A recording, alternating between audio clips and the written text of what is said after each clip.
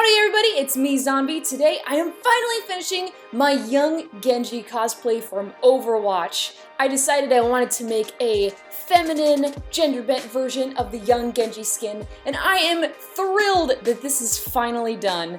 I wear the entire costume later on in the video, but if you want to see me put the finishing touches on everything and learn how I made the costume, then keep on watching. After finishing all the details on the garments that I made, I'm going over it with some black airbrush paint. This really makes the costume look lived in and not so crisp and clean. I'm just going over areas where I think it looks cool and places where I think the fabric may be singed. Next up, I'm making the hilt for Genji's sword. To do that, I'm using 2 pieces of EVA foam, contact cementing them together, and then rounding out the edges and seams with a rotary tool. I'm using the same technique for all the smaller details that are going to be going on the hilt.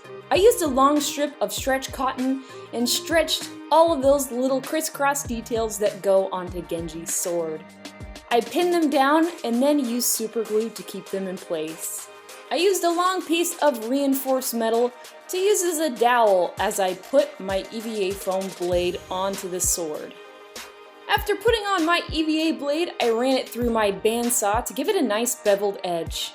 There are lots of yellow acrylic pieces all over Genji's costume, so I started tracing some of those pieces out onto some PETG. PETG is a moldable plastic. I like to compare it to clear Warbler, only it comes in varying thicknesses and it's much cheaper. Using my bandsaw, I cut out the pieces and then sanded down the details.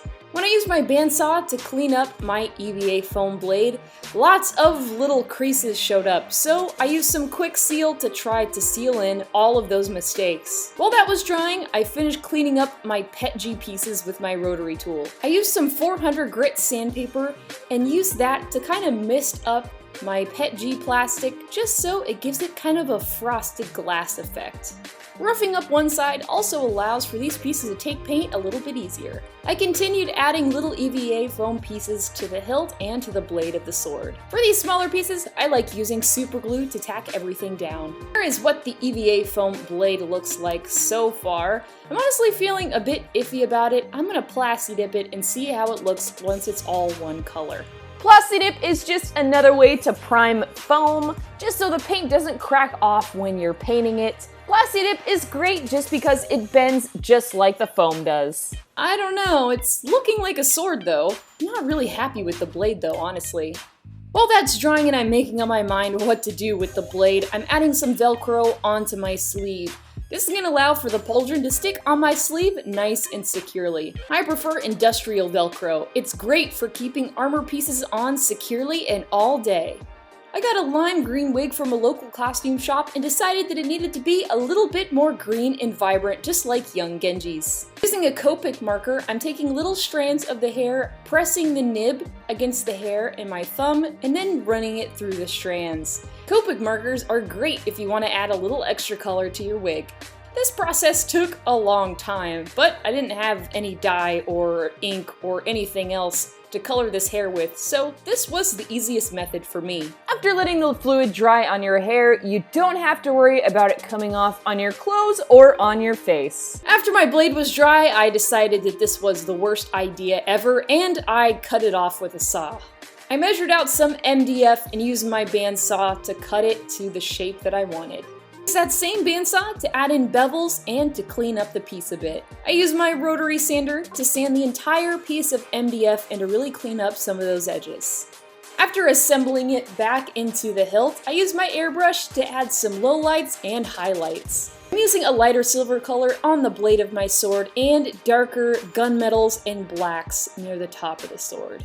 Really, I just looked at reference pictures to see how his sword looked and tried to copy that to the best of my ability. And now that everything's painted and assembled, it's time to put everything on. Finally!